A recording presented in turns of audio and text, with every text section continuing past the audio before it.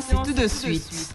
Le stage de Medinatul Huda, un discours humaniste et pacifiste, c'est le titre du livre du docteur Hamidou Baldé paru en 2021.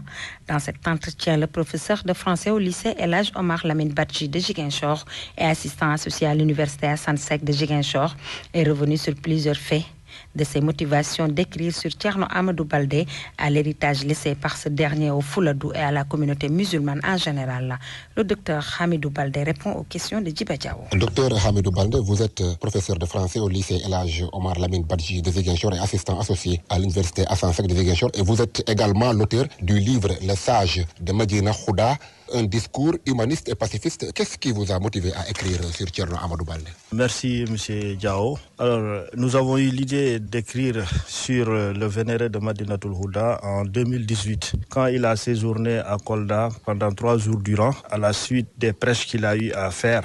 Et l'adhésion populaire qu'il y a eu, que j'ai lu sur les visages des uns et des autres, je me suis dit qu'il serait intéressant de contribuer un peu à l'œuvre de vulgarisation des prêches de Thierno. Donc, étant donné que c'est quelqu'un qui s'exprime en poulard, et donc je me suis dit que la cible est un peu réduite. Il faudrait réfléchir à transposer ça, à traduire ces discours-là en français pour que ce soit véritablement un discours à portée internationale dans une certaine mesure. Et voilà, donc avant de me mettre à l'œuvre, il fallait d'abord chercher à avoir une autorisation du concerné, donc Thierno lui-même. Et heureusement, quand je lui ai soumis le projet, donc il l'a validé et j'ai commencé à faire le travail jusqu'à son terme. Et le livre a été publié en 2021. Qui est Thierno Amadou Baldé? Alors, ce serait un peu prétentieux de dire qui est Thierno Amadou Seydou Baldé.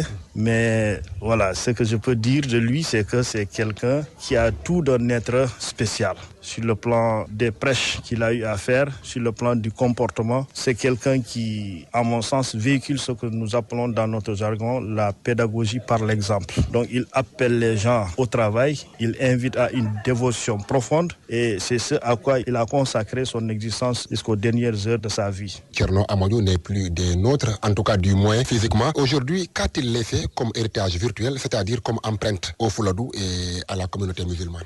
Alors, donc, Thierno, on peut dire que ce qu'il a laissé, c'est une œuvre impérissable. Il a semé dans les cœurs et les esprits une graine qui ne peut pas ne pas germer. Elle a déjà germé, il reste à ce que la jeune génération puisse l'entretenir, parce que c'est quelque chose qui est déjà un acquis. Donc je sais qu'il a réussi une chose extraordinaire, essentielle, qui consiste à connecter les fils du terroir, les fils du Fouladou spécifiquement, d'ici et d'ailleurs, dans la sous-région. Vous voyez, quand l'événement de Medina Huda est annoncé et fixé, c'est une affluence vers la cité religieuse pendant 2 ou 3 jours, ou toute une semaine d'ailleurs. Donc ce qui fait que cette fraternité qu'il a toujours prêchée, à laquelle il a invité les uns et les autres, c'est quelque chose qui a pu avoir une existence et qui va rester, qui va demeurer avec le temps. Justement, en parlant de continuité et de temps, aujourd'hui nous sommes à la 38e édition, la 2e après la disparition de Thierno, avec aussi une innovation et une particularité. Donc, quel est votre sentiment? Quelle appréciation faites-vous de cette continuité de cette ziara?